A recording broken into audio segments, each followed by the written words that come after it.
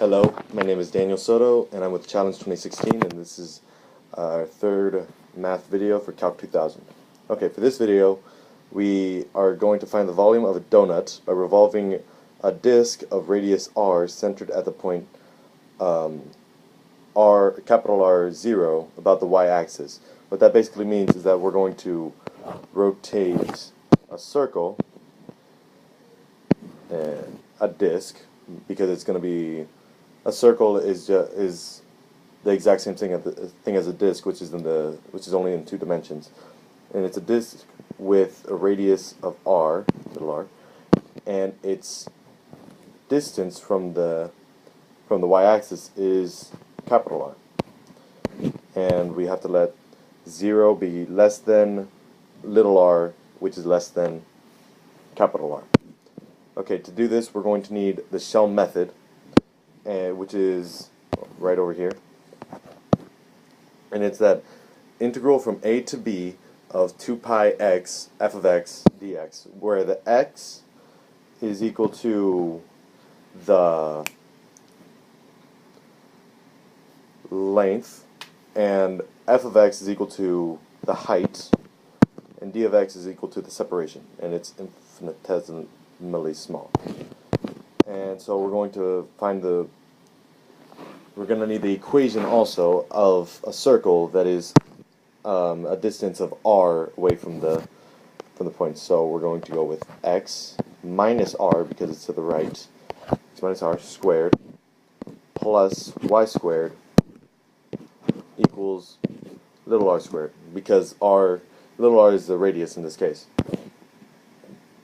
Okay, now we're going to solve for y.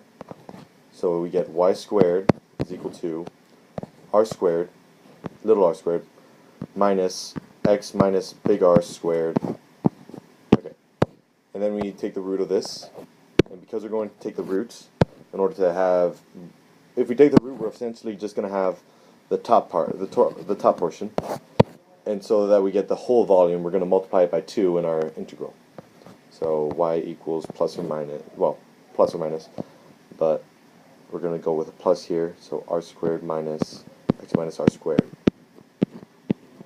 Okay, and now we'll move on to the integral. So here it is. We'll take the integral from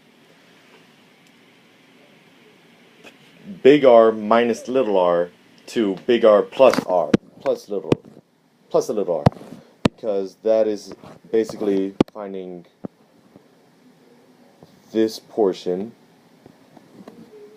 and this portion, and then revolving those parts around the entire y-axis. Okay, now to solve for this, we're going to need some trig substitution, and I've already laid that out here.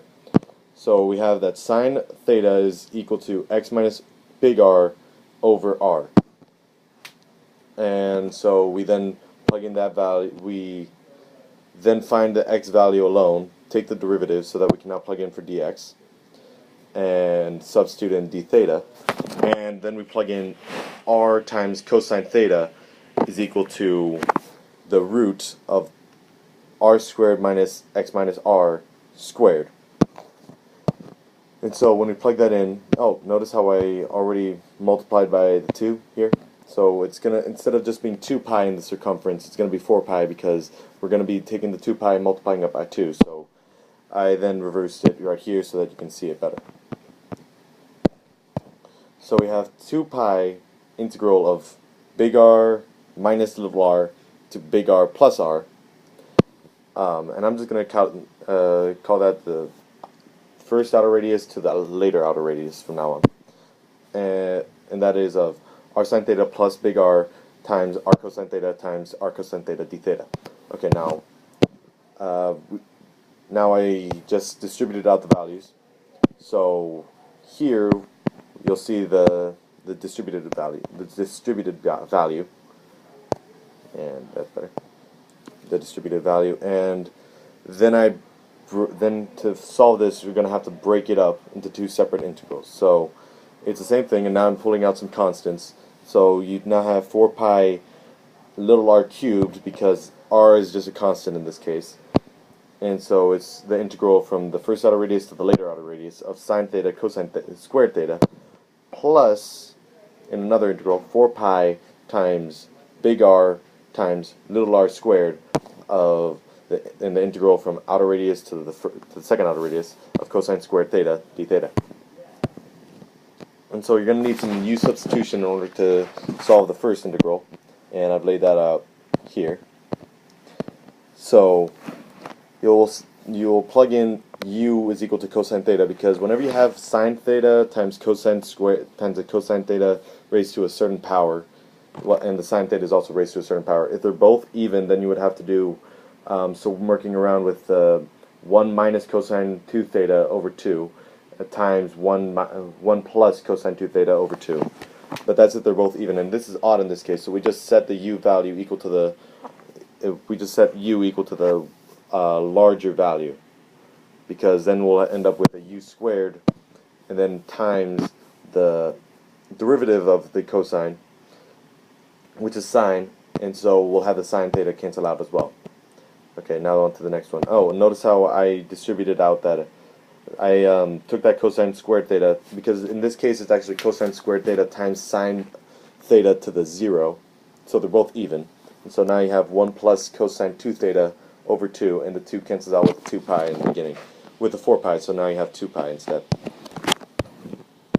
So now we have 4 pi little r cubed integral from the outer radius to the later outer radius of u squared du plus 2 pi big R times little r squared of the integral again times of the integral of 1 plus cosine theta.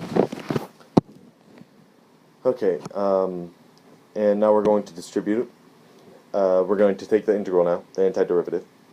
So now we have 4 pi r cubed of 1/3 u cubed r from the first outer radius to the second outer radius plus 2 pi big R times little r squared of theta, because we're still in trig substitution in this integral, of theta plus 1/2 sine 2 theta, and then we distribute out the sine 2 theta into 2 sine theta cosine theta times 1/2, so you get the half gone.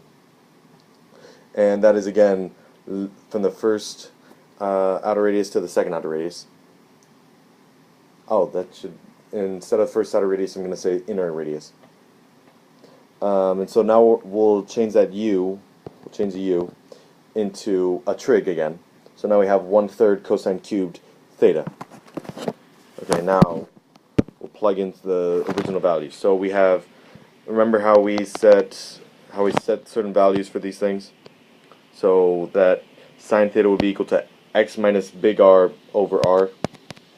Now we're bringing that back here. Let me just point this out, because I'm skipping the first term and I'm describing this. We're subbing that in for here, so we found the value for theta, which is the arc sine of x minus R over R. Then we also did the same thing with cosine theta, which is equal to the root over R. And so we'll just start distributing out the values. And here it is. Pause it if you want to check over what I was doing. Okay, and we'll move on. So the first value will actually equal 0 over 0, because a big R will get canceled out, and then we'll have little r squared minus little r squared in both cases. So that value is completely gone. So now we have the arcsine of 1 plus 1 times 0 minus arcsine of negative 1 minus 1 times 0, all times 2 pi big R minus times little r squared. And so the arcsine of 1 will equal pi over 2, and the arcsine of negative 1 will equal negative pi over 2, but since it's a negative and we're subtracting that from the pi over 2, we'll just actually have pi, and so the final value for the volume is 2 pi squared capital R times little r squared. And that is the volume for a donut, otherwise known as a torus. And you can do we can do a kind of a check right here. You'll notice how the units are equal to cubed. because this will be 1 and this will be 2, so no, and so then we'll have a cubed value. So that's a minor check. So it will be units cubed. Anyways, thank you for watching, and bye.